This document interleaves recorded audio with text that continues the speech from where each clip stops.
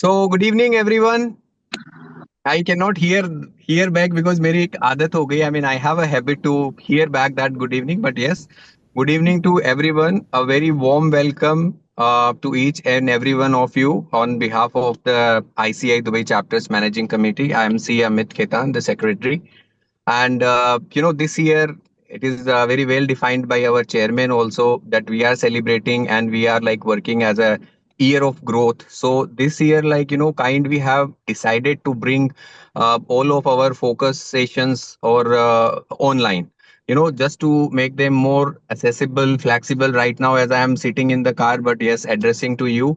So that is the beauty of, to being online, and so the more and more members can join at their ease. We already done one focus group sessions last week only on the Power BI, and this is our second focus group session, and I think that was a very huge success. I'm audible to everyone, right? Yes. Yeah. Yes. So, which was a huge success, and it was very well appreciated by the members. And now we are shifting the gears in the world of the IFRS, because whether you are in the audit or you are in the finance or consulting, just try to decode the mastery of the hedge accounting. And we are going to cover, as you have seen already in that PDF file, covering everything: measurement, ECL model, hedge accounting, everything. I mean, there are a lot of things which we are going to cover in that enhanced IFRS sessions. And along with that, I just want to give a virtual round of applause from everyone to our executive committee member, CA Balram Puchudi, for bringing the sessions live. And he's the person behind the scene, I would say. In the during the last year also, he was heading this IFRS focus group, and he has organized such a phenomenal sessions for the members. So a big shout out and a virtual round of applause for our executive committee member Balram. And yes, of course, a big shout out and a huge round of applause for our speaker as well, Satya. I mean, he's a dynamic professional educator, author, and founder of the DSB Chartered Accountants. Along with that, there is one more speaker, CA Ravi Kant, and he's a very well versed with the Indian accounting standard as well. So with that, I will not take much of the time. I will just straight away I will head towards our chairman to set the tone for the today's sessions. Over to you, Chairman Sir CA Jayaprakash Agarwal. Thank you, Amit. Thank you. I can see Abbas sir is joining, and this is a IFRS session. Abbas sir has been always instrumental. Since you are there, sir, would you? I mean, I would love to hear from you. At least my members would love to hear from you because you have been always a stalwart on this. So, if you are there, I can see you there. In case you can unmute and address our members, that will be really good.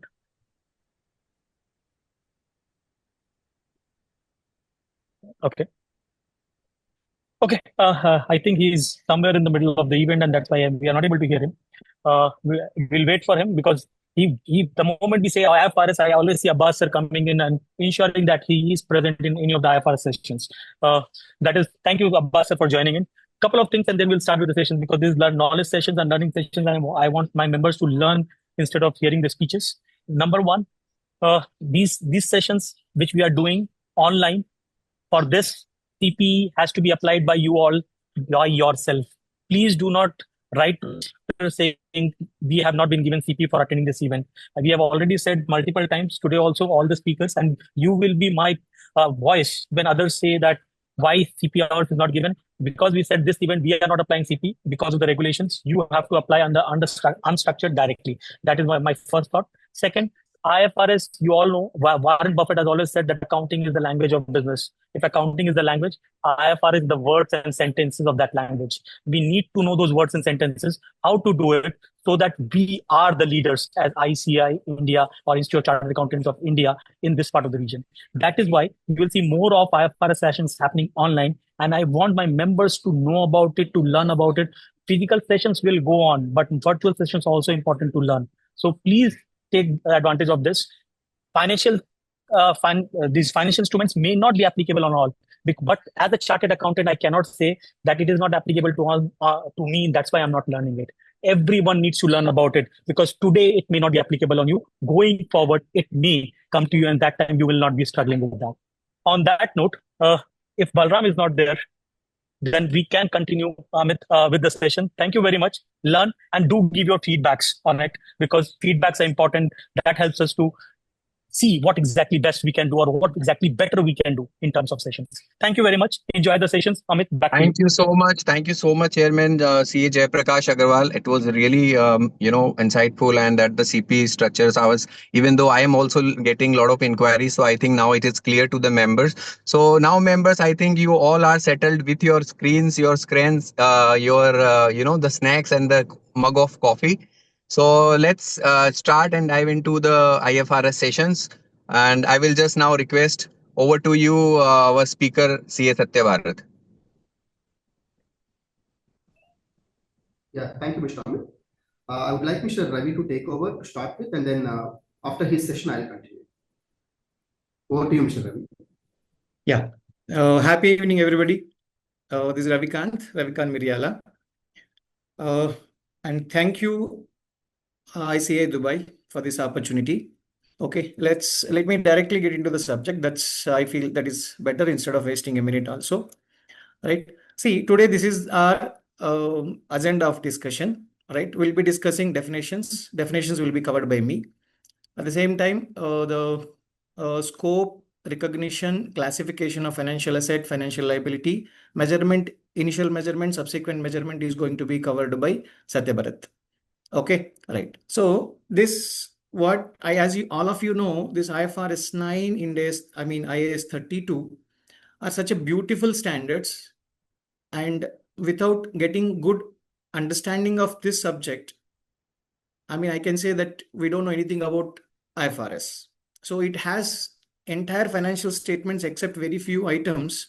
Everywhere we have an implication of IFRS 9 or IAS 32. Okay, so even though you know about this definitions and scope maybe, but still this is going to set the base for today's subsequent session and tomorrow and day after tomorrow's session.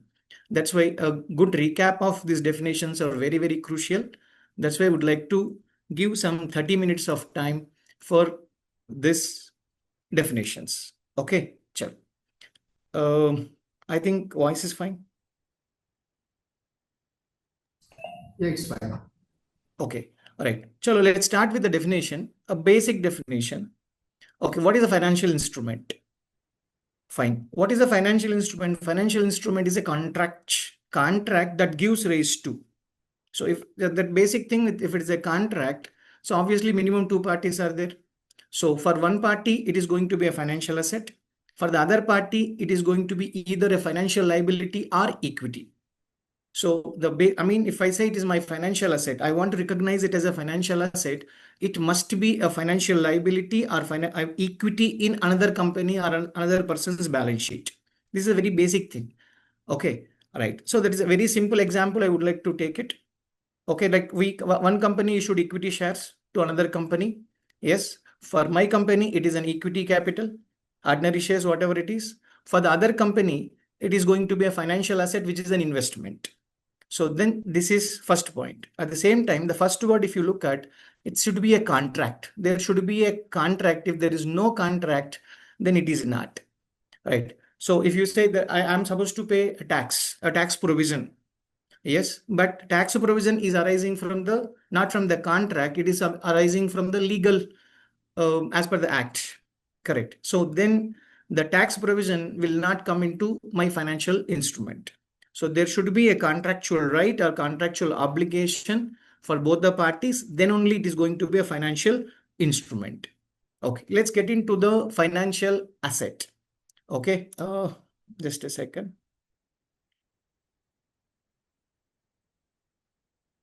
Yeah. See, what is a financial asset? Right. Financial asset, I should say, it is subdivided into 4 different assets. First one, I say it's a cash. Okay, cash and cash equivalents are financial assets. Done. That is very clear, simple. And an equity instrument of another entity. So the language is very clear. It is an equity instrument. So it is not necessary equity share capital of another company.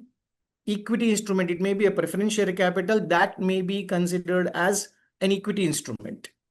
So what is equity? We know that it is a contract again, which gives me the residual interest in the company. From the assets minus liabilities, I'm going to get the residual interest. Okay, so equity instrument, it could be a preference share capital, which can be classified as equity. It need not necessarily be an ordinary share. Okay, so every equity instrument of another entity is going to be my financial asset. And the third one, very clear and simple, it is further divided into two things. One is a contractual right. A contractual right to receive cash or another financial asset from the another entity. So far what we have seen under financial asset, one is cash, which is covered there. Another financial asset is nothing but an equity instrument of another entity's another financial asset. So if I have a right to receive cash, say trade receivables, yes, I have a right to receive cash from a customer, right? I have given a loan. Yes, I have a right to receive the cash from the other party. If the agreement says, as per the agreement, if you have a right to receive cash or any other financial asset from the another entity, that asset is going to be a financial asset. At the same time, it is a contractual right to exchange the financial assets or financial liabilities in this exchange, where the company is going to get it is going to be potentially favorable to my company. I have an obligation to exchange my asset with another asset or my liability with another liability, and I'm going to gain over this. So under that circumstance, that is also going to be a financial asset. A simple example to start with, it may be a future contract or forward contract where I am getting a gain. Okay, so I have to give as an example. Example, if it is going on net settlement, it's a positive to me, then it is a potentially favorable to my entity. Correct. At the same time, as I already told you, when I say it is my financial asset, it is a financial liability to other party. It must be a financial liability to other party. Then only it is a financial instrument. When I say it is a positive to me, obviously it is a loss to another party. That's why same sentences, if you observe the financial liability definition, it is a contractual obligation to pay, okay, to settle, right? So that wordings will change. Same sentences from the other side, if they write it, automatically contractual obligation to settle, contractual obligation to exchange the financial asset, financial liabilities with another entity where it is potentially unfavorable to the entity. If it is potentially unfavorable for the other party, it is going to be a financial liability. If it is potentially favorable, then it is going to be a financial asset to my company. Okay. So these are the three. One more, the fourth one will come, right? The fourth one is not so difficult, but I don't want to explain it at this minute. Let me go with the financial liability definition, and I'll come back to this exactly slide. That will give more clarity for you. I mean, it reduces a lot of confusion. So let's relook at this for a few seconds more. So financial asset is a cash or equity instrument of another entity or an obligation to get, sorry, contractual right to receive a cash or another financial asset, or you have a I mean, as per the contractual right, you have a right to exchange the financial asset or financial liability, which is going to be potentially favorable to your entity. Okay, right. As I said, I don't want to discuss this fourth bit at this minute. Right. Let's just test ourselves. Yeah, I mean, you can simply say yes, no. Is it a financial asset? Is my question. Correct. So investment in equity shares. Very quick answers you can give so that we can go ahead. Is it a financial asset? Yes, it is a financial asset. It's part of my definition very clearly, right? Loans and receivables. Yes, it is a financial asset. We have a contractual right to receive cash on something, right? I have inventories in my hand. Yes, obviously, no, we don't have a right to. It is already an asset held by me. Correct. Now, if inventory is with me, it's not a liability to another party. So exactly, obvious, right? What about the property, plant and equipment? Awesome. Non-financial asset. Superb. Investment property held by my company, even though it is held for sale. No. Perfect answer. Right. What about the advance tax or tax asset?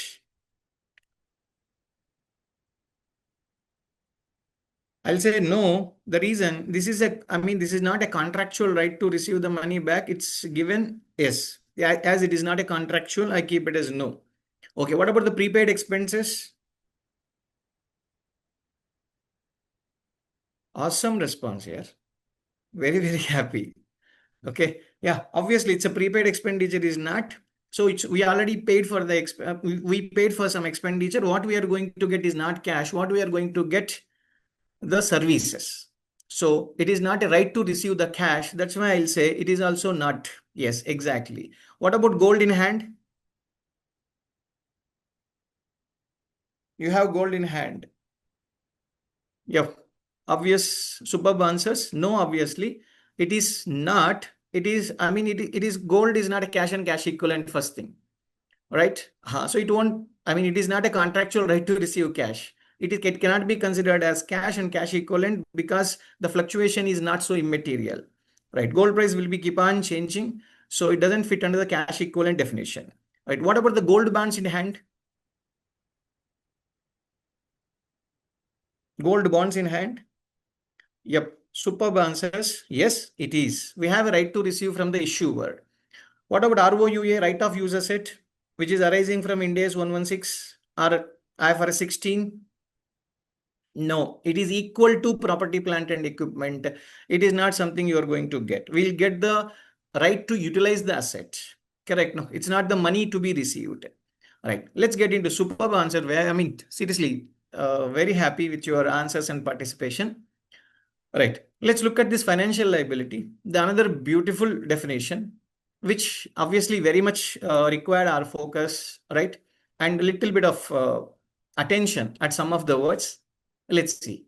Right. And I'll take you to little complicated questions also. Just to start with, I don't want to give too much complication. Okay. Right. Financial. Okay.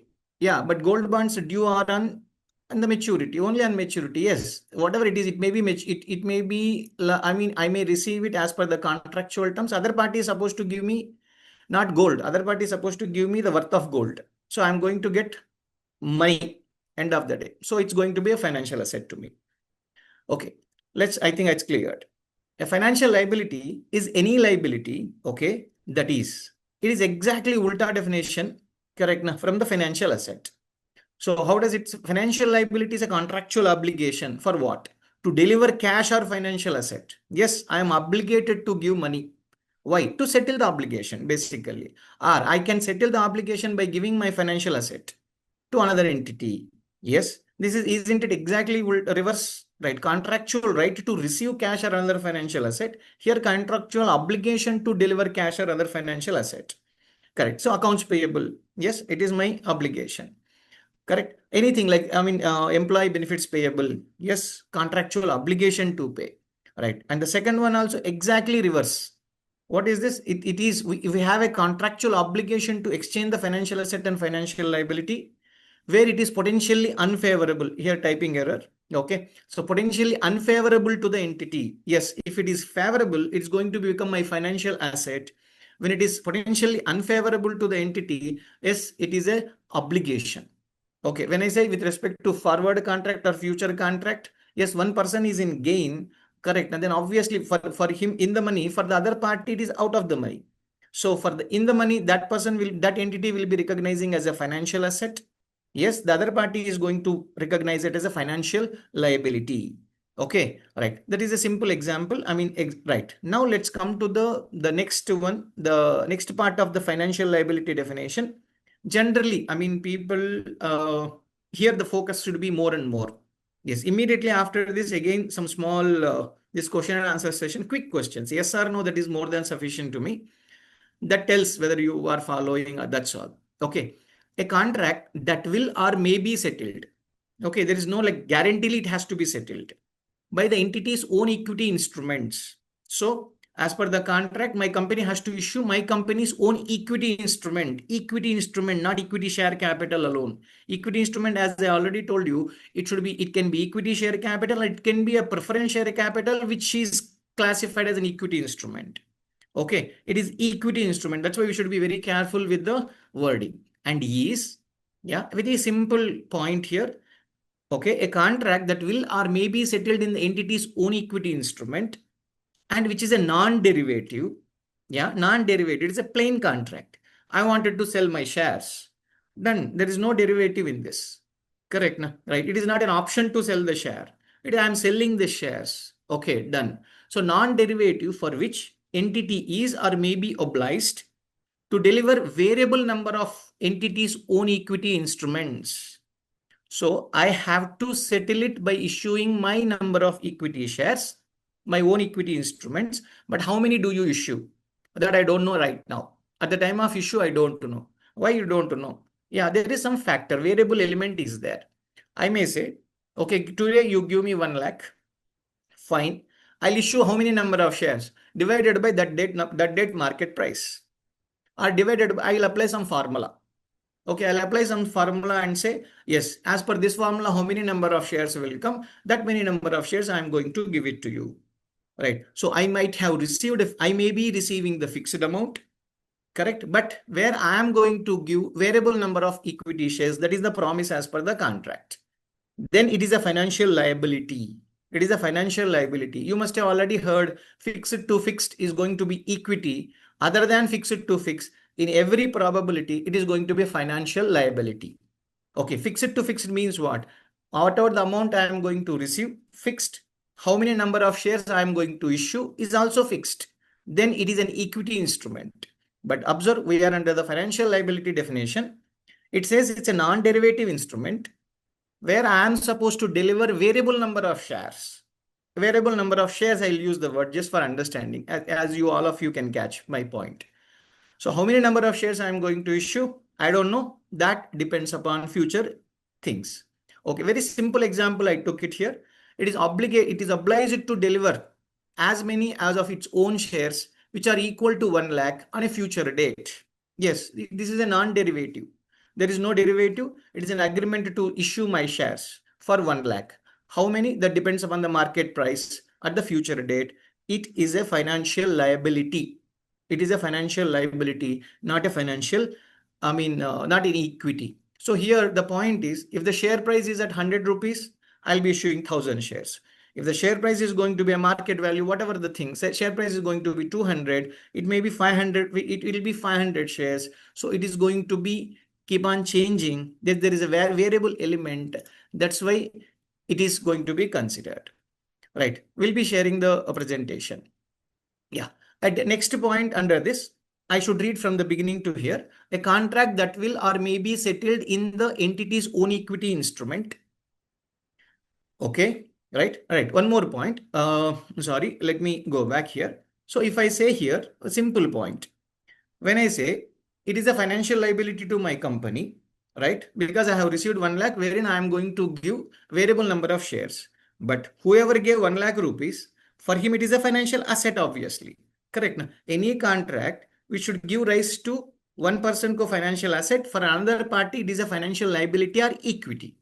So in the given circumstance, when I say it is a financial liability for me to issue variable number of shares, then it is obviously financial asset for the other party.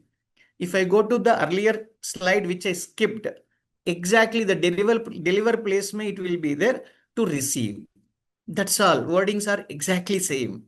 Right. How I told a contractual obligation to settle it, here contractual right to receive. Even it when we look at it, it's just mirror effect.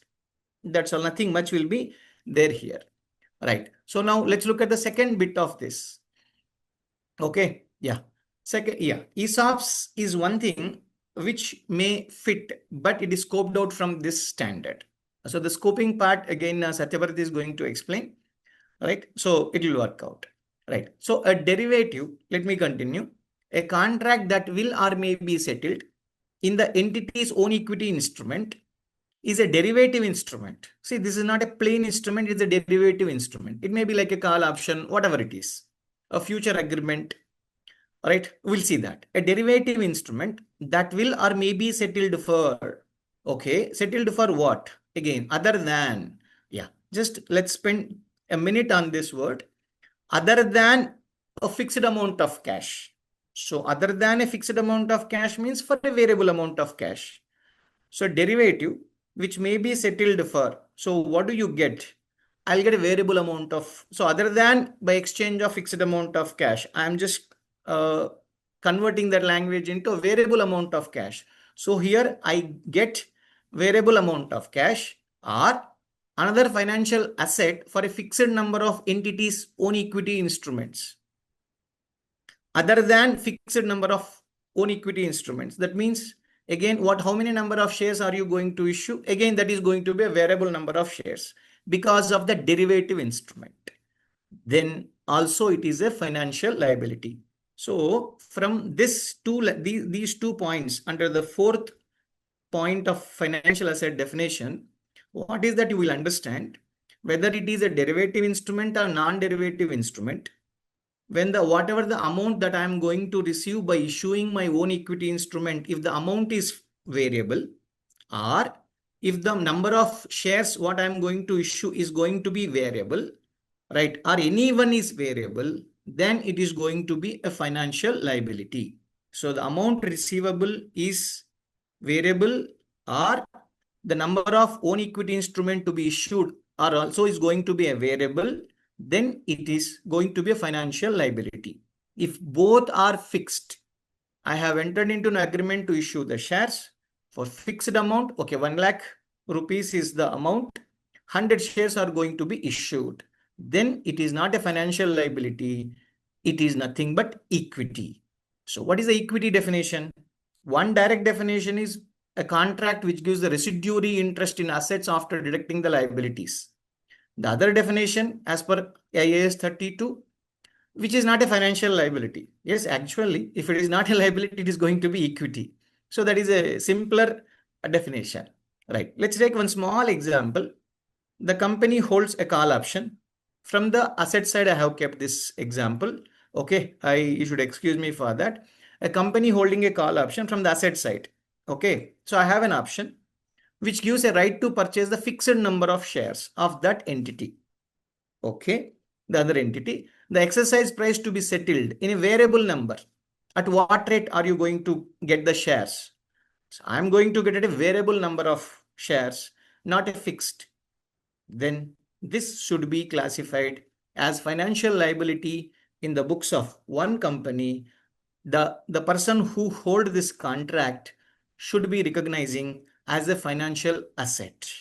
So the important point which should come to our mind, if it is a financial asset to one company, it should be obviously financial liability to another company. That's why the language of this, I'm just going back for you to give a reference.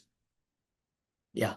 So if you observe now, this definition of the financial asset, so a contract that will or may be settled in the entity own equity instrument is a non-derivative obliged to receive a variable number of shares. And the second bit, a derivative which may be settled other than by exchange of fixed amount of cash, another financial asset or fixed number. Exactly. From the receiver point of view, this definition is written. From the issuer point of view, financial liability definition is given. So end of the day, the outcome is very simple, right? If you are going to get variable amount of cash or if you are going to issue variable number of equity instrument, then that is going to be a financial liability to your company. Okay, right. What is an equity? As I told, very simple.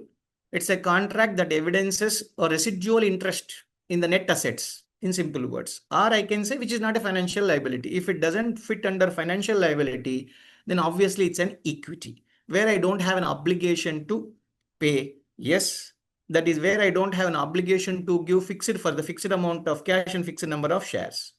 So here, if I summarize this, the variable number and fixed number, can you just answer me? When the amount is received is fixed, number of shares are going to be issued or variable. How should I classify this? How should I classify this? Quick answers. Yeah. FL or equity, that's all. Amount received is fixed. Number of shares to be issued is equal to variable. Okay. It's going to be financial liability as rightly said by the people. Perfect. So what about this? Here it's variable. Amount received is variable. Number of shares are going to be fixed.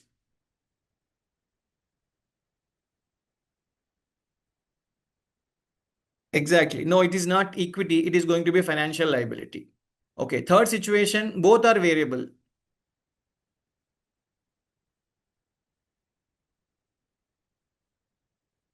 Both are variable also financial liability. And the fourth situation, both are fixed.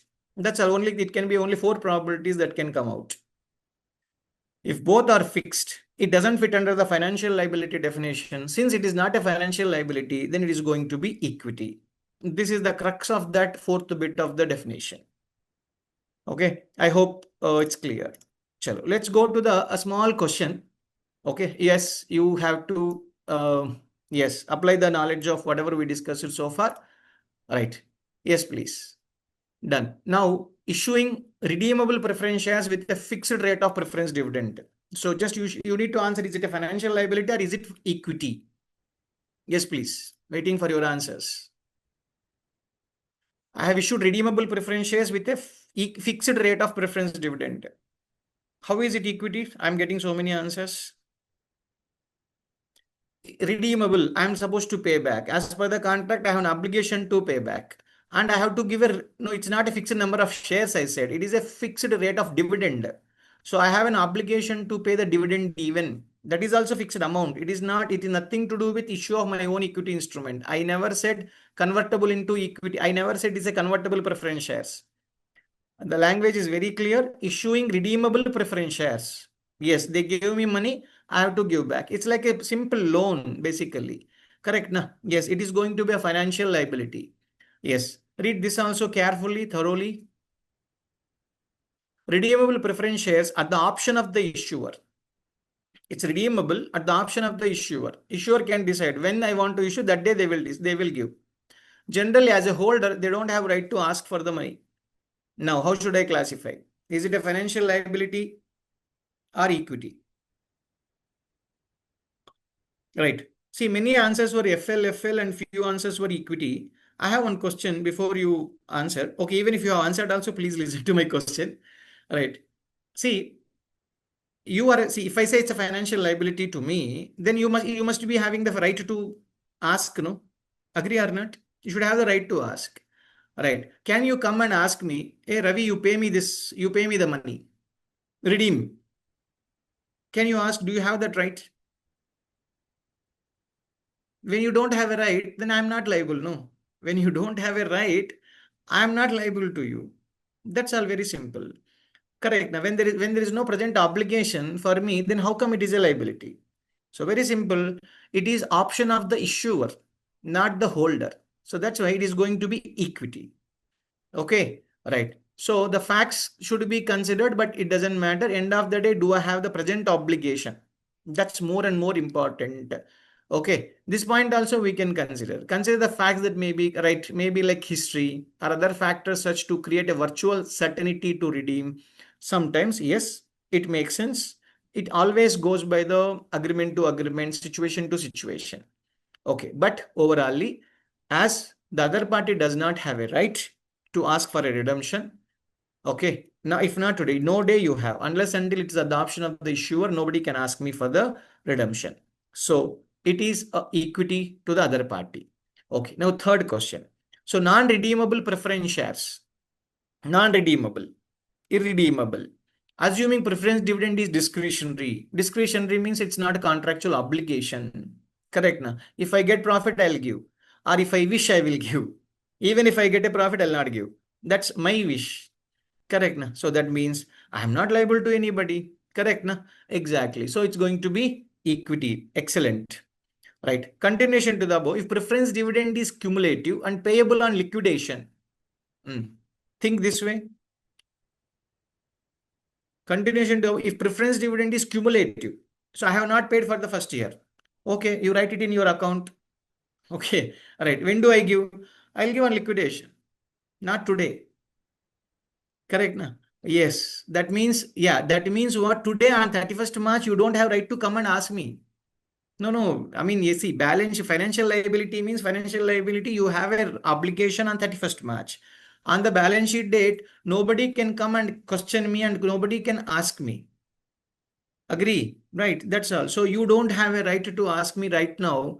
I should say it's in equity because as on today, as on 31st March or whatever the date, right? It is my correct now. You have a right only when I go for liquidation. Till that time, you don't have a right to ask for the same.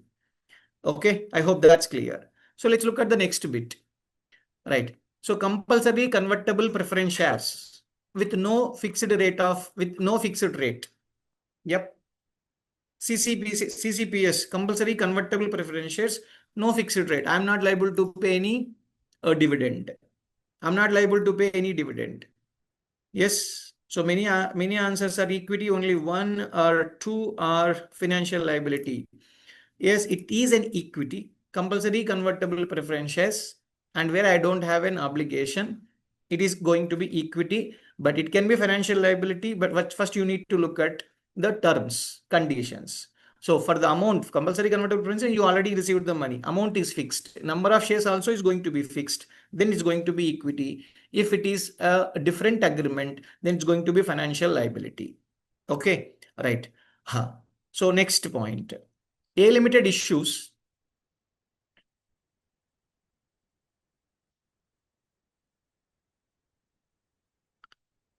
right. Mr. Vishwanath Iyer is asking some question saying that fourth question you mentioned only dividend payment. Yeah, assume, I mean, see, it can be both. In some cases, what can happen? In some cases, what can happen? One instrument may be having to the extent of principal, there can be equity element to the extent of the dividend, it may be financial liability. Right, or vice versa. So with respect to with respect to the principal, it may be a liability, or with respect to dividend, it may be equity. That we'll cover it little later, which is going to be a compound financial instrument. One instrument may have the quality of financial liability and equity will be classified as a compound instrument, which we are going to cover it very soon. Right. This question, A limited issues convertible debentures. Yes, it is going to be converted for a subscription amount of 100 crore today. Those debentures are going to be converted after 5 years into equity shares of A Limited using a predetermined formula. Yes, we have a formula. What number of shares will come as per the formula? Correct, na? Right. Yes.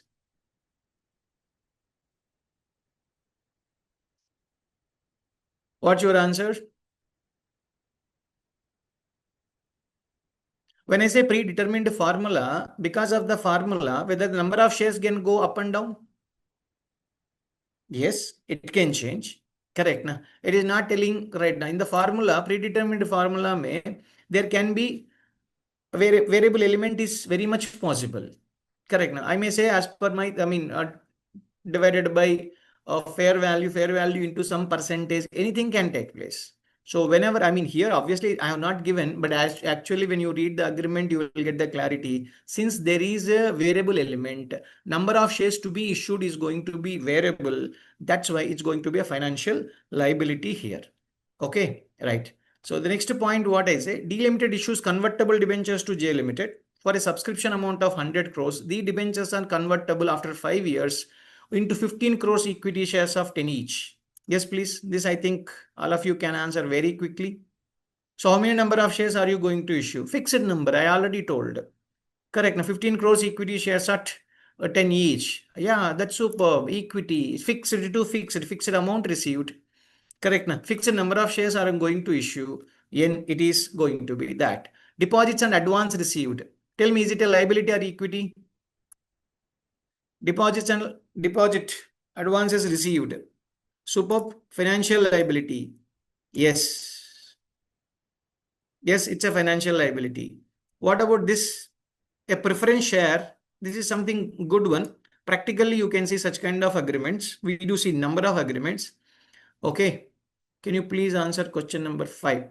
Yeah. Question number 5 is compulsory CCPS with no fixed rate of preference dividend. No fixed rate of preference dividend, I mean, maybe you please take it like that. So it's talking about dividend. But here, assume fixed number of shares are going to be issued, then it is equity. If the CCPS says variable number of shares are going to be issued, then it is going to be financial liability. Okay, right. Let's come to the 9th question. If the preference share is convertible into equity share, only upon occurrence of a specified event, it will be generally there in many agreements. I will say only on when we go for IPO, then I'll give you the shares. Change of control or change of regulatory approval. So many, right? This is a contingent settlement provision. If it happens, then I'll issue. Correct? Then what is it going to be? Contingent. I don't know whether it will happen or will not happen. Correct. Now, I may be liable, may not be liable. Right? So these are all contingent settlement. Contingent settlement is covered specifically under IAS 32. Okay, that small part I just brought it here. It's going to be financial liability in general. Okay, right. The point it says that in IAS 32.2, I mean, para 26 very clearly says, sir, I'm thinking probability is high, probability is low. No, standard itself says the occurrence, probability of the occurrence is irrelevant. In general, it's going to be considered as financial liability. But however, okay, one more view is there, right? Okay, one more view is there. What is not visible? Okay, fixed to fixed, right? No other cash alternative to settle. So if I say on event of IPO, something I kept it. Okay, if the IPO is not happening, will you give the cash or financial asset? If the agreement says very clearly, I have to close it only by issue of this. Okay, right. So other than this, I cannot. I mean, I don't have a cash alternative. The agreement does not mention if not this IPO, I should give you cash. It doesn't mention. That means what? There is no cash alternative. There is no other alternative to settle the financial asset. That means you are going to give mandatorily fixed number of equity shares for the amount you received. There is no other alternative to settle. Under that circumstance, that's going to be an equity. Okay, that's why I told it's always that every one of us have to read the terms and conditions of the agreement, I mean, very keenly. Otherwise, the classification will undergo for a toss. That is for sure. I think, all right, I'll just close it. A financial lease, okay, from the lessor's point of view, is a financial liability. Yes, but I mean, it's a lessor point of view in the sense, we finance lease from the lessor point of view. What is that? Anyhow, I answered yes.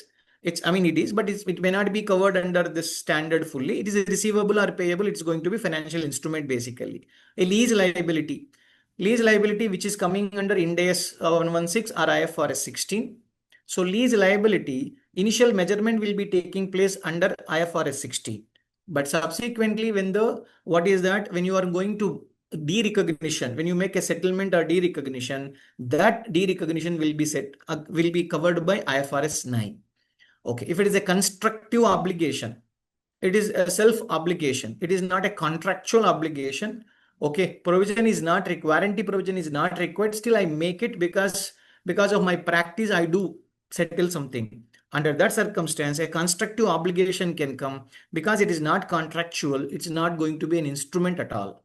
Okay, right. It's not a financial instrument. It's not a financial liability. If it is an operating lease, obviously we don't have a liability or asset here. So it's not going to be part of my standard. Okay, tax payable. As I already said, tax payable is not from the contractual things. That is from because of the law. Correct? Legal obligation. That's why it is not going to be a financial liability. Next, advance received from customer. Yeah, advance received for the goods or services. We are going to pay. We don't pay them. We'll give the goods or services. That's why this is also going to be a no. Okay, all right. So, and a few more deferred revenue. Deferred revenue in the sense revenue is already received. I am deferring it over a period of time. It is not something receivable or payable, right? That's going to be a no again. Correct? A provision for warranty.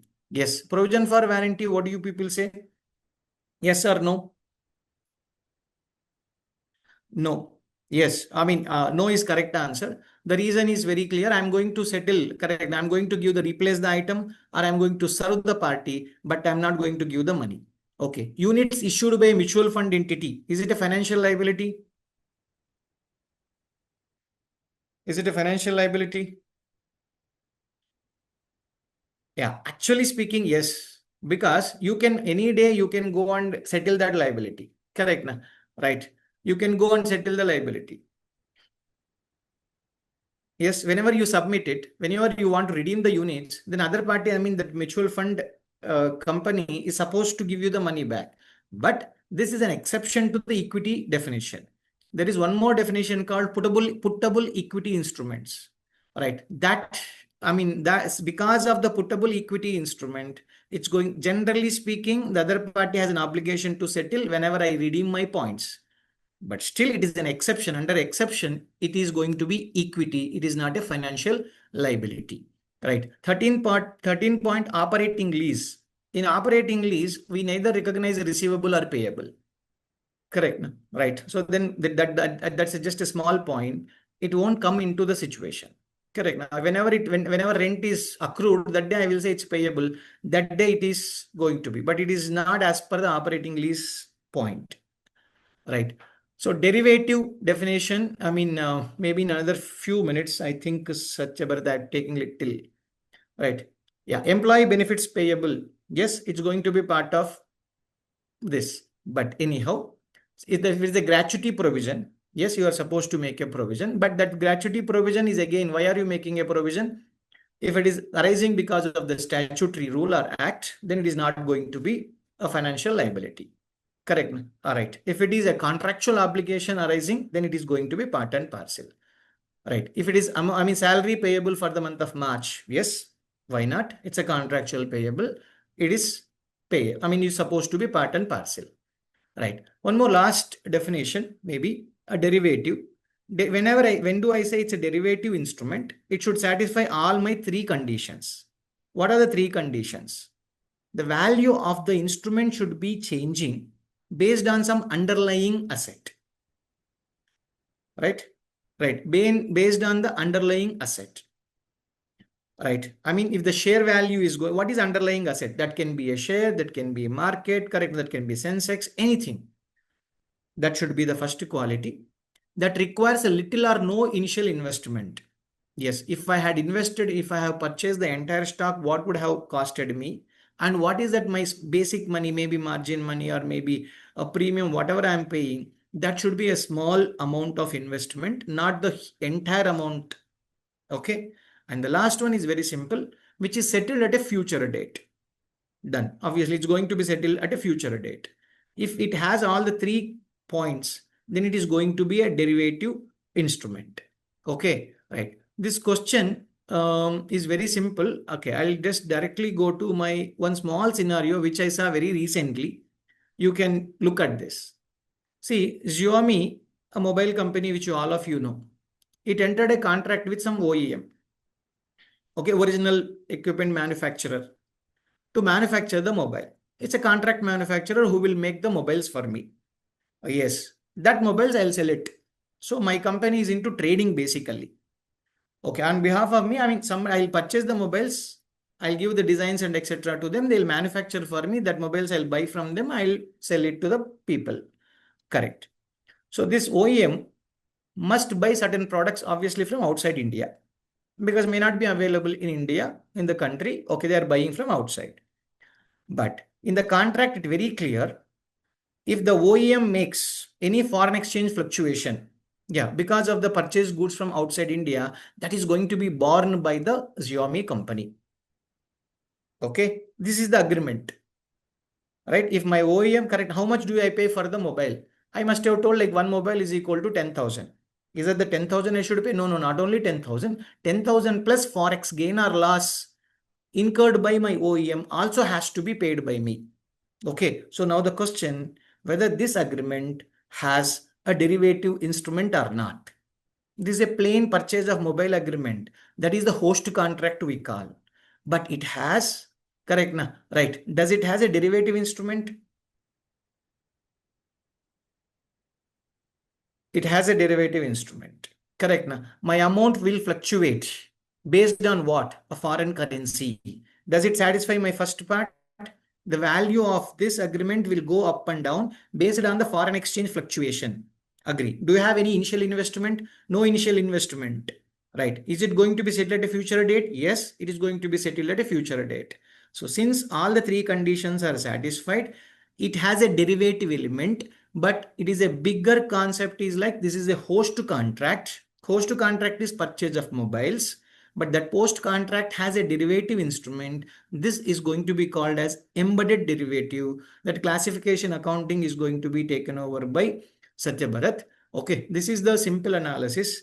I'll share my this entire presentation to you. It will reach you very soon.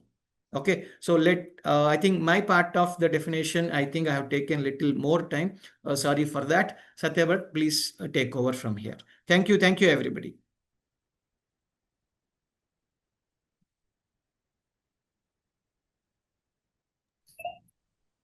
Yeah, thank you, Mr. Ravi. It was very insightful.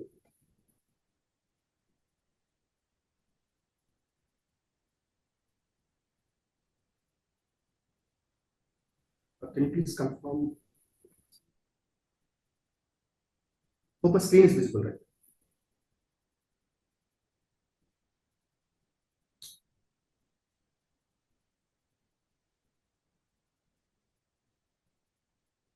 Can someone please confirm if I'm audible and the screen is visible?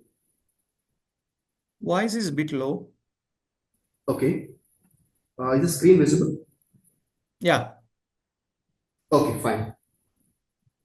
Hello everyone, very good evening, and hope you had a detailed discussion. Just to give some glimpse of,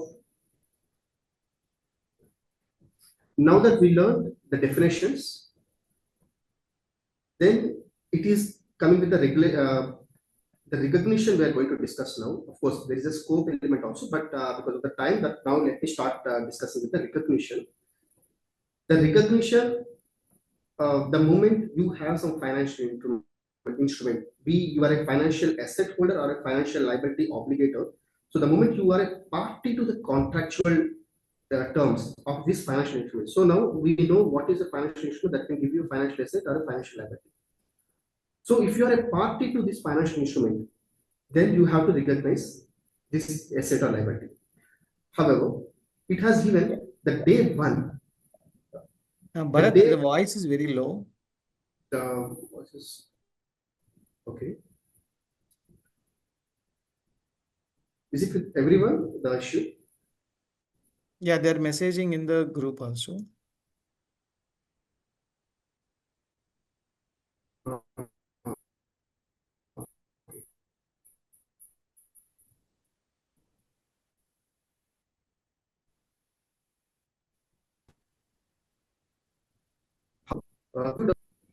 It's taking voice fine for me. Okay, thanks.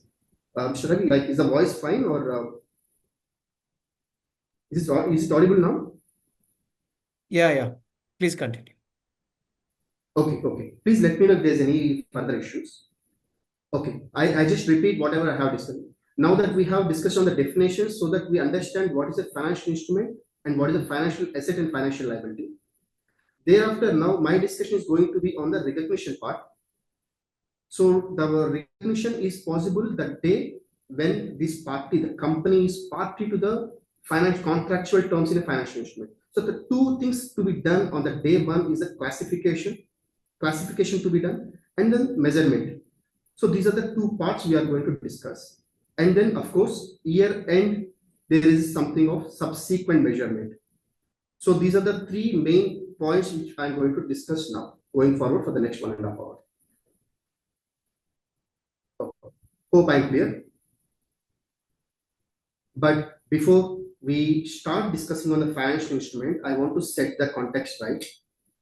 Let us discuss on the very famous and more known assets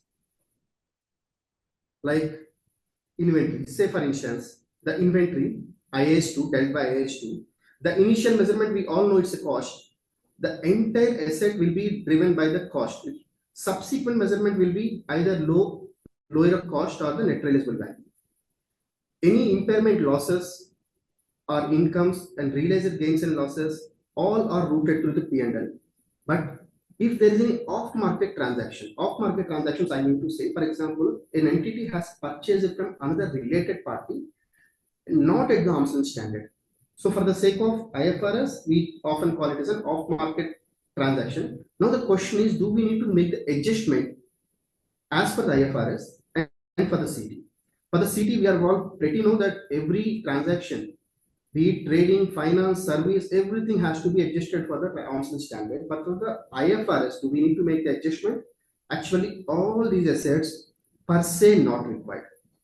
But irrespective of the asset or the trade or anything, for corporate tax, we need to make the necessary adjustments. I need to say, now we are talking about the non-financial assets first. Non-financial assets, as you know, every non-financial asset, most of the non-financial assets has its own accounting standards. Be it IS 2, 16 PP, intangible assets, investment property, biological assets, and each of these standard has given, you start with initial measurement. In most of the cases, start with cost, except in the biological assets where you start with the fair value. Start with the cost and make an application. And again, they have given you, now the choice is given. Say, for example, let me take one simple illustration for the PP. Property, plant, equipment you have acquired. The day one, you have no choice but to go with the cost basis. With the cost basis. However, you and the subsequent measurement, you have given a choice whether you want to go with the cost model or revaluation model. You take a choice, but then you have to apply for the entire class. Meaning, class can be one, your land can be one class, land and building can be one class, your aircraft, ships. So each plant and machinery, equipment, each class, the entire class, it has to go through the cost model. And also it is guiding us. For example, if you go with the revaluation model, any gain has to come to the OCI, and any loss has to come to the OCI or P&L basing on the historical. If it is already revaluation surplus already recognized in the OCI, then loss can also be offset. So it has guided in the respective stages, like impairment losses should be through P&L or OCI. Income should be always to the P&L, like depreciation. Realized gains and losses to the P&L. Like if you see, almost all the assets have been well guided by the respective accounting standards. Now, including the non-financial liabilities, for example, provisions, if you take, IAS 37 has given like the best estimate you have to take on the day one, and also subsequent measurements also the best estimate, and any changes you can route it through the P&L. Provisions, employee benefits. Now the question is about the leftover assets, which now we can call it as a financial assets. Hope I'm clear. But one thing I want to highlight here, all these assets, you choose, for example, wherever there's an option in PPE, cost model, revaluation model, the option is given to the company. You choose which is more suitable for you. Intangible assets, go for the cost model, revaluation model, if you can afford to go for the valuation of it. Investment property, you can choose whichever the one that you want to go ahead. Likewise, right to use of asset, basing on the how you want to fit in. Say, for example, this right to use of asset is under PPE. Then you have to take what are the way how you are dealing with the respective PPE. For example, you have taken land on lease basis, and it's a right to use of asset. In general, all your land you are classifying under revaluation model. Then this right to use of asset of the land also you have to classify. So likewise, they have given a decent guidance. Hope I am clear.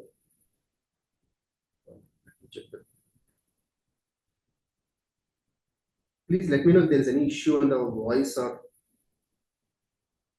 can someone please confirm if everything's fine? Clear? Okay, thank you. Good to go. This is the story of our non-financial assets and financial liabilities, where we have got the option. You are right, entity, you take a call how you want to deal it, but not for the financial assets and liabilities. Financial assets and liabilities, you can do the recognition. You have, like, even if you see here, the day one, they have not given any choice. The day one, you have to go with the cost. However, subsequent measurement, I'm giving an option based on your choice, based on the affordability and how you want to present your balance sheet, you can take. But with financial assets and financial liabilities, they ask us to perform the test. It's a rule based. You cannot take your own choice or subsequent measurement. I will give you two tests. Perform the two tests and accordingly decide how you need to do the subsequent measurement. The first test, you do it at the business level, like entity level. What is that entity level? Question one. What is this? I have a financial instrument in hand. Okay, let me take an example of financial asset. Let me take an example of trade debtors. What it is going to give me? There is a contract between my debtor and me because I made a sale of goods. He is going to give me cash flows. Okay, fine. So this financial asset is going to give you cash flows.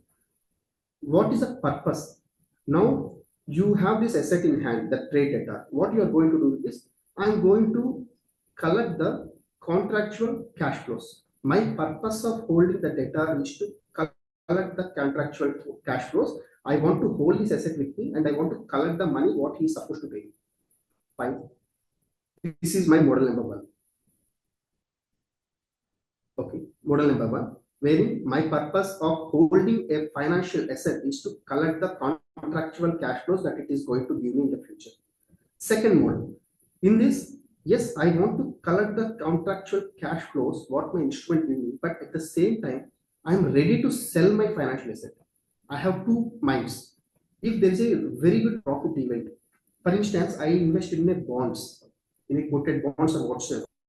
My purpose is to hold it for the complete tenure of the bond. Say, for example, 10 years. I want to hold it till 10 years. And I want to collect the interest and principal. But at the same time, I have also an idea. My business model is also an objective of holding, and also I'm very ready to sell it if there is any profit event. Okay, fine. So these are the two business models I have. But here you ask yourself another question. I agree, you are getting some kind of cash flows. You are getting some cash flows. What kind of cash flows are this? What is this? What is the characteristics of these cash flows? Characteristics of the cash flow test, the second test. What kind of cash flows you will get because of this instrument? I will get only sole payments are principal and interest. Fine. The second test, fine, I understand there is some cash flows you are going to get. What are the nature of these cash flows? Is it only principal or interest or something beyond? What is it, something beyond? Listen. But interest, when you are getting interest, it means you should be compensated the interest for the time value of money, for the credit risk you are taking, and some profit on top of it. I repeat, your cash flows, whatever the cash flows you are getting from the asset, is it a pure principal and interest? Then this is the question. Same question test will be performed with this. Like, is it your contractual cash flows are only sole payments of principal and interest? If you say correct, this is my business model, this is what my instrument going to give me. This is instrument level. My business is to collect the entire cash flows. I will hold till maturity and I will collect the cash flows. And the kind of cash flows what I'm going to get from this asset is principal and interest. Okay. Then in that case, you classify this asset first on the day of recognition, classify this asset at amortized cost. Once you say yes for both of it, classify it under amortized cost. So if you go for the second one, where your business model is collecting the contractual cash flows, and also you have an intention to sell if there is a profit event. You are not a trader. You are not a trader. However, if there is any profit event, you are willing to sell it. That's what your objective of the business. Plus, on top of it, this is the one condition. Second, if this is the case, you can classify that particular financial asset as fair value through OCI, and any fair value gains you route through OCI. Meaning, in future, classification business, I'll let me put it this way.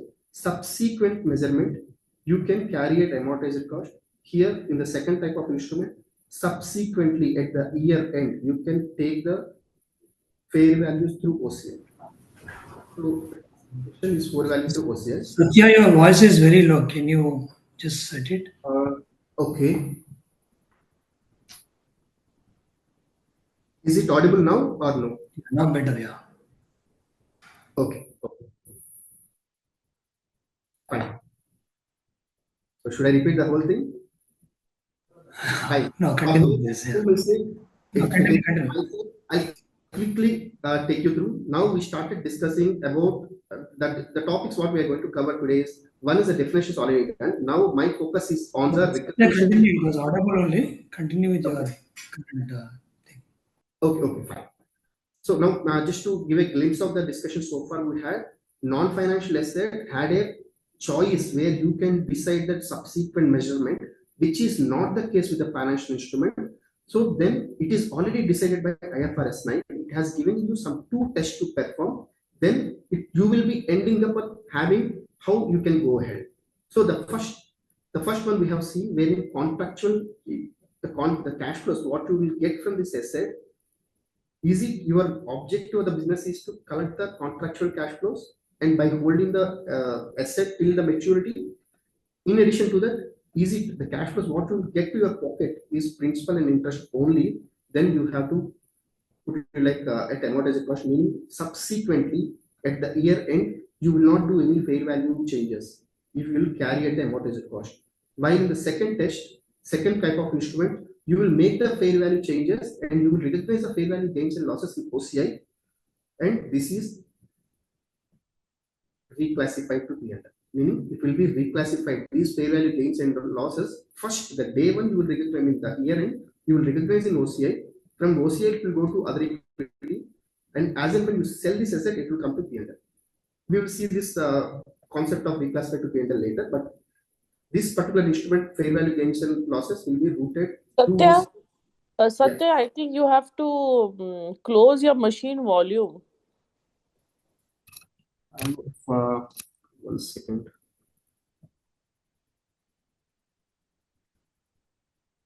Can you please check if it is good?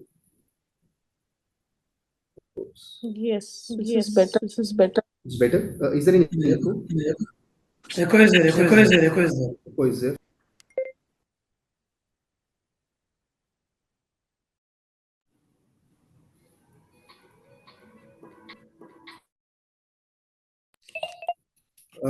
Is it good? Yeah, continue. Yeah, continue. Now okay. Shade or if there is an echo, can you please let me know? If there is no echo, that's fine. You can. Now it's fine. Now it's fine. Now it's okay. If there is an echo, please let me know. Okay. Echo. Now. Sorry for the inconvenience. It's fine. Okay. Let me know if there is any echo or any further issue. Fine. The third one. Go on, Satya. Go ahead. Yeah. It is good now. I have removed the camera as well. The third type of instrument, the residuary part. So far, whatever it is not covered, an instrument, a financial asset that is not fulfilling the first instrument style or the second one will fall under this residuary category. Can you give me some illustrations? Yes. A financial asset that is held for trading. My purpose of holding the asset is just for trading. Derivatives, equity instruments, all equity instruments, because an equity instrument will not have any life. The equity instrument does not have any maturity, so that it cannot fall under here, nor equity generally gives, it will not give you any principal or interest, it will give you the capital gain or a dividend. So the first two categories are not fulfilling for the equity. So it will falling under the residual category, and all these assets, financial assets, which are under the residual category will be subject to subsequent measurement will be fair value through P&L. Mr. Balram, I'm audible now, right? Clear. It's clear, right? Okay, thank you. Finally. Number 4. This is okay. If there is any question, please let me know, Mr. Balram, because I'm not able to see the chart box. Yeah, the fourth one. This is the exception. Let me not say this is an exception. Exception given. Fine. So far you have seen, basing on the pure test basis, you will be derived or arrived at a place where you have to go with the amortized cost for subsequent measurement. Subsequent measurement will be fair value through OCI. Subsequent measurement will be fair value through P&L. However, we know there is this one particular option. Two options are given. We'll see this.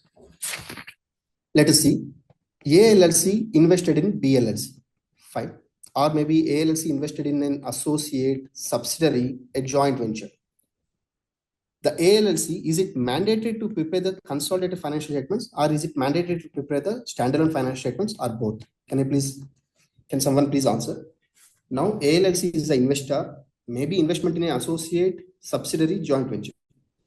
ALLC is obliged, mandated to prepare consolidated financial statements, SFS, or both as per the IFRS. Ignore tax group, ignore everything, only from the IFRS.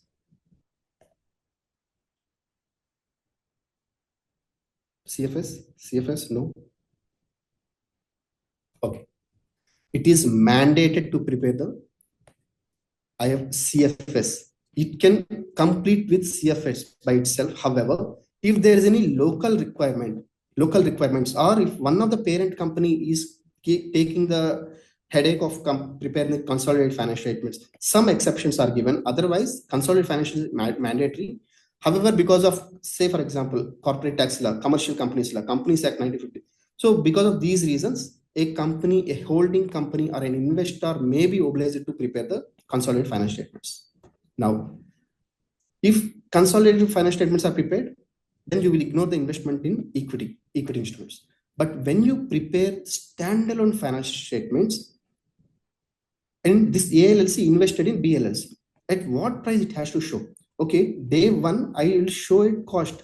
I agree. But at the year end, at what amount I should measure? Subsequent measurement at what price? Then this is guided by IAS 27. IAS 27, separate financial statements. It says your investment in equity, your investment in associate, subsidiary, associate, joint venture, you can go subsequently at cost basis, still continue to show in the cost, or you can enjoy, you show under IFRS 9 principles. You can guide it, you can take the principles as it is given in the IFRS 9, or you can take equity method. Fine. So I repeat, an investor company, a holding company, or a company which has invested in an associate, joint venture, subsidiary has to prepare consolidated financial statements. But because of some local requirements, it has to prepare the standalone financial statements. When you are preparing the standalone financial statements, the guidance of measuring the investment in equity instruments are given by IAS 27. It has given three choices: the cost, the IFRS 9, and equity instruments. Most of the people may go with cost. However, if the companies are also may also choose to go with the IFRS 9. Now I'm talking about such situation. Okay. So I'm talking about a situation where you have the equity instrument, equity investments in a subsidiary. Clear? With this financial asset, is it a financial asset? An equity investment? Yes. This financial asset, I came to check how to measure it. The day one, yes, I know, but on the year end, how I need to do it. For year end measurement, you have to perform all the tests. The first test, when I came to the first test, it is asking the question one, are you going to collect the contractual cash flows? So the contract gives me only residuary value, but not any particular contractually, there's no cash flows for me. So I cannot go ahead with this. And also saying that this is not purely giving me principal and interest, but it is giving me capital gain and dividends. So both of it are not suiting for me. I have to go only with the residuary category. But this is your investment in subsidiary associate where the fair value, you don't want to take it through P&L. So for that reason, there is an option, an exception given that you can designate the fair value changes on these assets through fair value through OCI. Fair value through OCI, but because it's an irrevocable decision, it has to be non-reclassified.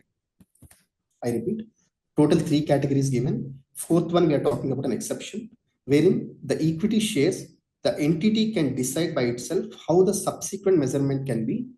And such option is the entity can designate the fair value changes or the gains and losses through fair value through OCI, meaning any fluctuations can be routed through OCI instead of P&L. So this is the one exception given. Now, hope I'm audible. Yeah, it's fine. Yeah. Having said that, OCI, we all know. Okay, let me take it this one more additional. OCI has around close to 11 items. 11 different items will be routed to OCI, out of which 4 are non-reclassified to P&L, close to 7 are reclassified to P&L, meaning that today it may be on the OCI, but again it will be see the face of P&L in the future. Fine. Do you think any of the 11 items are generally all these items are unrealized gains and losses? For a simple reason, this is all unrealized gains and losses. If fair value fluctuations, let it not show under P&L. Let the investor, the user of the financial statements, have a clean, proper financial statement. So any fluctuations have to be parked or kept aside in the OCI. So that is the purpose why they brought in the OCI. And they have brought in some of the 11 items wherein unrealized gains and losses has to be routed to OCI. Exception, one asset where it realized gains and losses can also be routed through OCI, and that is this designated one. The asset that is irrevocably designated to value through fair value through OCI. Here in this case, your fair value changes plus the gains and losses on derecognition or the sale transfer can also be routed through OCI. Clear? Fine. So total 4. There is one more exception which I will discuss, but now let me focus on the other important topics. I have one question. Let me ask one single question. So what is the first instrument, sir? Can someone please tell me what are the tests that I need to fulfill? Can you please mention in the text box? Do I need to fulfill my business objective is to collect the contractual cash flows, plus the instrument should give me a principal and interest only. This is the first instrument. The second instrument should be again collecting the contractual cash flows or maybe selling it, plus it should give me only PRI, like principal or interest. And the third one, all the residuary category like derivatives, equity instruments, everything will fall under here. However, exceptionally, I can take a irrevocable designation can be given for only for the equity instruments at fair value through OCI, which is not reclassified. So here fair values and also gains and losses will be routed through OCI. Okay, the purpose of discussion. Now, can someone tell me the day one initial measurement should be at cost or fair value, or what do you think the initial measurement of these assets? You can mention like first one, for example, if you think it is cost, the second one, this is like amortized cost, this is like fair value through OCI, devalued, this is through fair value through P&L.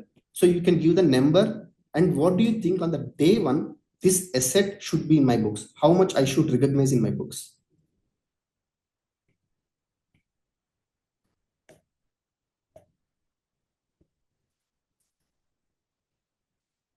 At initial recognition, at fair value, okay, fair value for the second and third, perfect, cost. Wonderful. Now, let me break it down. Let me break this down. All your assets, this contractual cash flows, examples like trade debtors and all. If it is a trade debtor, I repeat, exclusively for the trade debtors which does not have the significant financing component. So meaning if you have a trade debtor whose credit period significant, if does not have a significant component of finance component, at least it should be less than 1 year. Such trade debtors and any financial asset and liability that does not have the demand future. I repeat, let us take few examples in this first category. Number one, so my contractual cash flows, I have given loan to one of the subsidiary or maybe whomsoever I have given a loan. Is it a financial asset? Number one, yes, it's a financial asset. What I'm going to get from this loan financial asset, I will get some contractual cash flows. My purpose is to completely hold this loan along with me and get the money from the borrower. what the borrower going to pay me? Principal and interest. Fine. So that is fitting under here.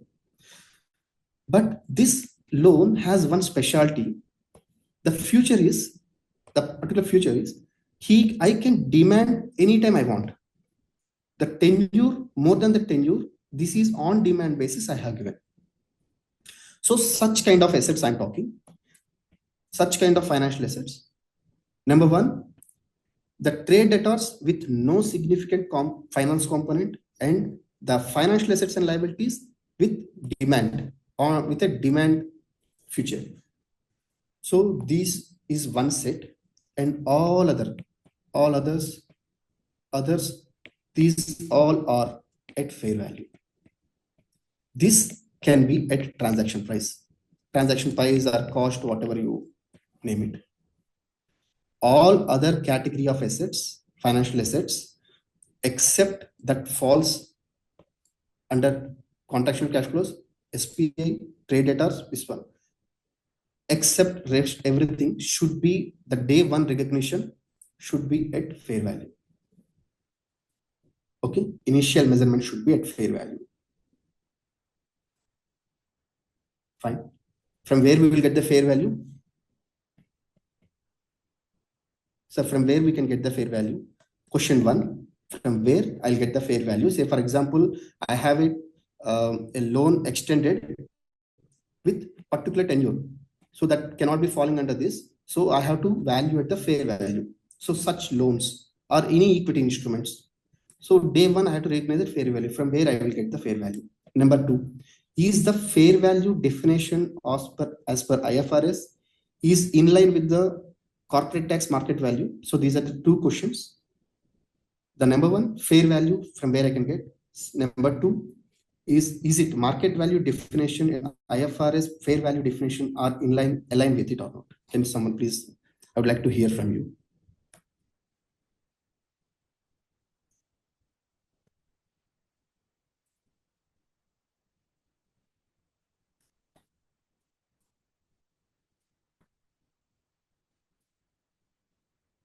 Will be fair value, okay. Hope I'm audible. The question is also clear.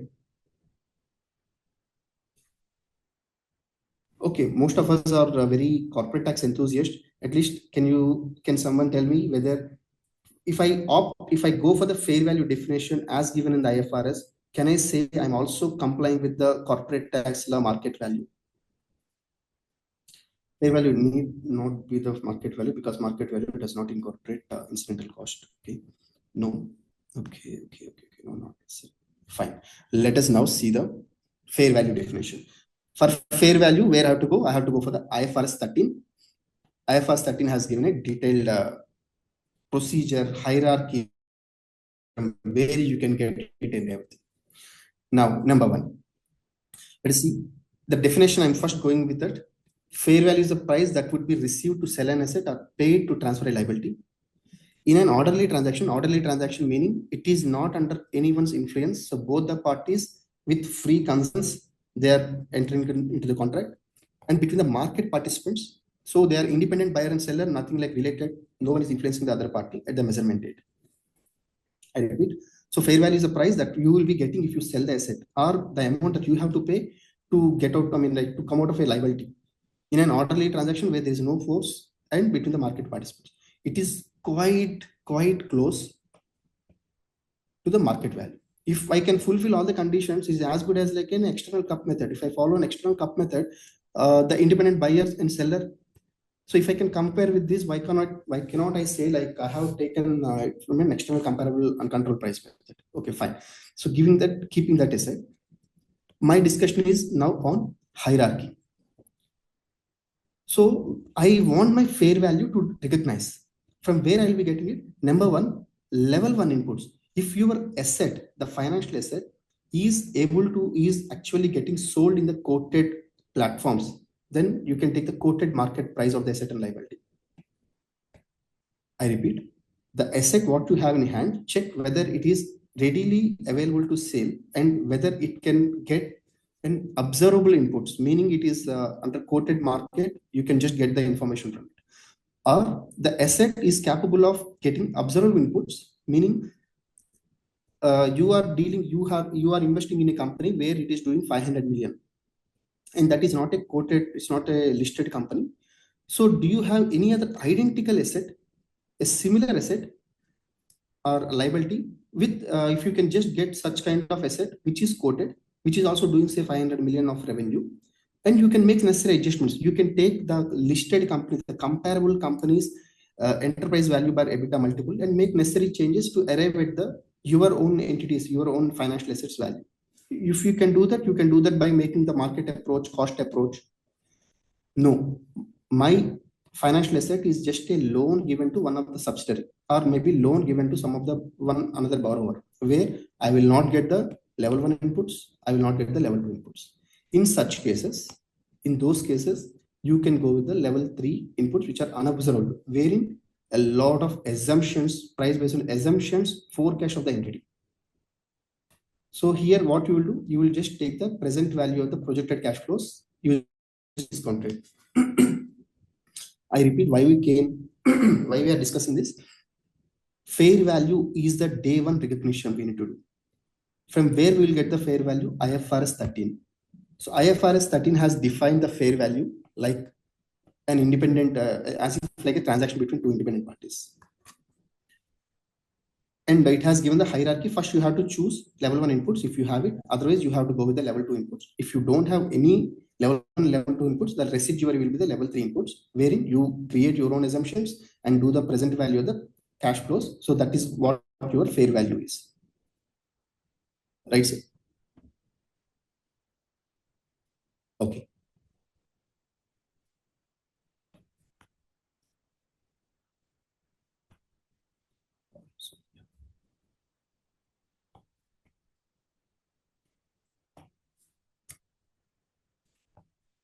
So in all these cases, I have to go with the fair value. Someone in the chat box is asking me, fine, you are saying that it has to be initial measurement should be at the fair value, but what if my transaction price, the agreed price, is different from the fair value? What should I do? Here comes a case. The fair value, from where you got this fair value? Is it you obtain the fair value using a level 1 input? If that is the case, the difference between your fair value and the transaction price, take it to the P&L in day 1. So now we are talking about initial measurement, wherein the fair value you have identified using IFRS 13. IFRS 13 has given like 3 hierarchy, level 1, level 2, level 3. If that level 1 inputs were there, meaning like your asset is immediately sold, saleable, and the market data is available, and that is how you got the fair value data, then the difference between the transaction price and the fair value should be immediately taken to the P&L. If not, no, it could be because of the level 3 inputs, meaning you have your own assumptions to identify this fair value and you have made your own calculations. In such case, measure, you have to identify the difference. Is the difference eligible for the capitalization, or if not, then you have to take it to the P&L. I repeat, fair value you have identified using the IFRS 13. The inputs, the hierarchy, which hierarchy you have used? Is it level 1 or level 3? If it is level 1 only, then the fair value transaction price difference to be taken to P&L on the day 1. If it is any other way, then you have to check whether that is eligible for the P&L or it has to be capitalized. The difference should be capitalized or taken to the P&L. Now, the entire discussion, what we are going to do now, I have made a summarize. So let us go to that and we'll see to that extent.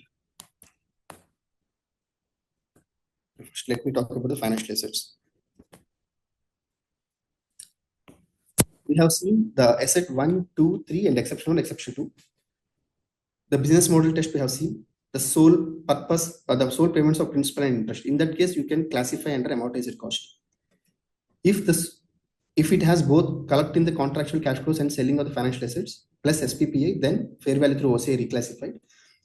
Residuary category will be taken to the P&L. And this is an exception where you can choose by yourself a designation, but this is to not reclassified. Fine. Same is the case with the financial liabilities. Generally, all the financial liabilities has to be valued through amortized cost. Exceptions, derivatives, financial assets transferred but continuing involvement. So such like financial guarantee is given. So these assets mandatory that subsequently it has to be routed through P&L. Meaning any fair value gain should be routed through P&L. Number 2, specificalities: trade debtors with no significant financing event and financial liability with a demand feature. So these two cases are transaction. We will initially measure it transaction price, but in all other cases, all other scenarios in general, you will be doing the fair value with a slight, only 2 cases it is transaction cost will add. In all other cases, at fair value you will recognize, fair value will recognize. And we'll do one simple example so that it will be more easy. We'll just start with the first one. Illustration 1.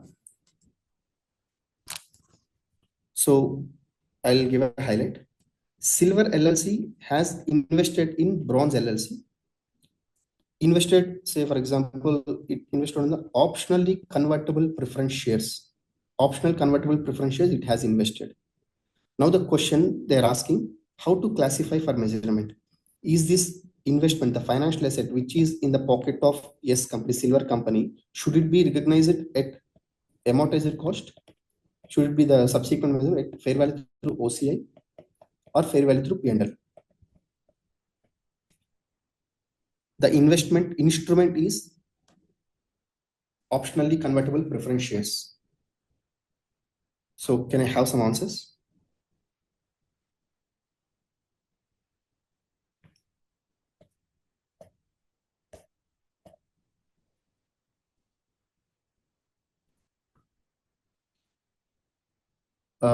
It would be on so loans which are not on demand, then fair value, correct. Market value is always a fair value, and the fair value is not always a market value. Can we say this? I'll come to that one. Fair value through P&L, fair value through P&L. Okay, fair value through P&L. Can I have the reason also? Fine. Let us do the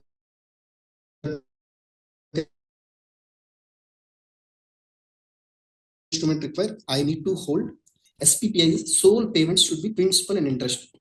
But what this instrument is giving me, this is an option to convertible preference shares I'm getting. So I'm getting beyond the principal and interest. In such case, first and second type of instruments are not fulfilling. I'm not fulfilling. So it will go to the residuary category, wherein it will be fair value through P&L. And perfect. I got the right answers. First one. The second one. Now we are talking about the transaction cost, how we are going to deal the transaction cost. If I need to explain this one. So ALLC has invested in the CLLC's company books in the equity shares of the CLLC. It has invested 10,000 dirhams. On top of it, it has spent some expense of 500 dirhams for the transaction cost for investment. So total 10,500 dirhams have been invested. Now, journal entries, if you see, actually all the equity instruments by default fall under fair value through P&L unless the entity designates it through fair value through OCI, which will be not reclassified. So we'll this scenario. Where if it is through P&L, fair value through P&L, in such case, the day one, it has made a payment of to bank 10,500. It made a payment.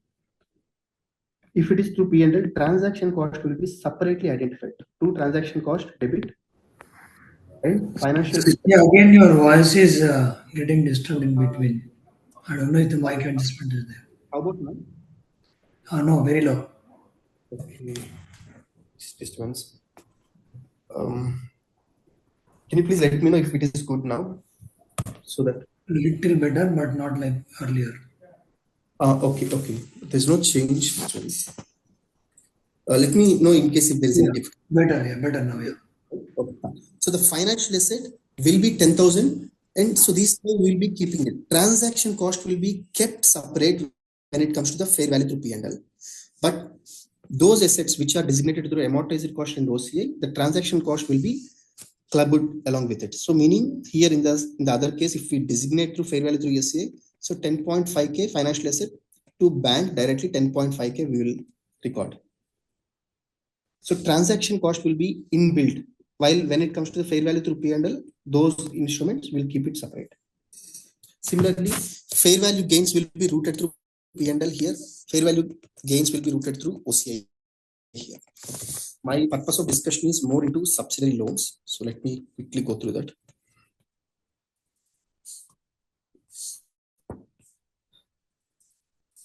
And this is one simple example I want to understand from you. Here, your entity, say XY LLC or A LLC, has got a loan from RAG Bank. It has taken a loan from the RAG Bank. 15,000 dirhams it has received, but there is a processing fees for this loan. It's a term loan. It's a processing fee of 750 dirhams. So total 14,250 is what the company has received from RAG Bank. And the terms of the contract is this 15,000 is payable at 12% per annum. So if I need to put it this way, day one, the company has received 14,250. Every year end for next 2 years, 5,000 they have to pay, 5,000 installment principal and 5,000 and year 3 plus corresponding interest. Okay. Now, why I am discussing this? This is the interest rate what it is agreed, but this is not the effective interest rate. Why it is not effective interest rate? The amount what the company has got is only 14,250, and also it is paying 5,000 in between. So all these things should be taken into consideration, and we have to arrive at the effective interest rate. Clear? Now tell me, this 750 which I paid today as a processing fees, should I take it as expense in one shot, or should I need to split it between 3 years? I have taken a loan from RAG Bank wherein I paid 750 dirhams as a, some amount as a processing fees. Should it be spread across as an expense, or should it be taken into one shot? Can I have your answers? Split in 3 years. Okay, no, it's need to be amortized, not in linear. Perfect. Acquisition cost to be amortized by, okay, effective interest rate. Yeah. Here comes the concept of effective interest rate. Here it is. So step one, we can calculate the cash flows and calculation of the IR. Meaning, today I have received 15,000, but then 750 taken back by the banks. So net inflows is only 14,250. While next 3 years on the respective days, we are going to 5,000 installments and the interest on top of it. So the effective interest rate is 15.15%, not just 12%. So under effective interest rate method, we will apply 15.15% on the loan. So today we will recognize the day one, the entry will be, I have received only 14,250. So I will recognize my financial liability at 14,250. However, this 14,250 using the effective interest rate, I will wind up. Wind up meaning this unwinding. So unwinding 14,250 will be slowly taken to 15,000. How we will do that? 14,250 multiplied by 15.15% is what you will get the interest, less the amount that we are paying. So this will be the closing balance, and this is how we will create loan amortization table. The day one we will recognize not 15,000. We will not recognize 15,000. We will not recognize 750 as an expense in one shot. We will spread this 750 all across. How we will do that? Day one 14,250. And every year we will do the unwinding process. So bank borrowings, so we will be applying the 15.25% on the entire outstanding loan. So this is how we will do it. At the end of the day, 5,600 is what we will pay. The entire money is paid. Meaning, instead of we taking the finance cost, we will club the 750 and interest component, and we will split using the effective interest rate method. Is this clear? So if you take this 4,350, this is 750 is inbuilt, and that got spread between these 3 years. So that is effective interest rate method, which is not so complicated. But most interesting thing is coming up now. Security deposit also.